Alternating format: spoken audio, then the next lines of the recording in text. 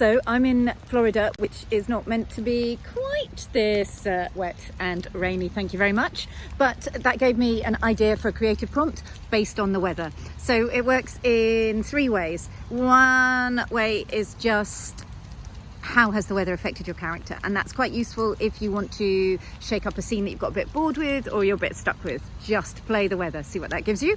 Way number 2 is what atmosphere does my character bring into the room, and can you know, everybody has a vibe, right? So let that atmosphere be a weather. Use a weather as your inspiration, and that's very Uta Hagen.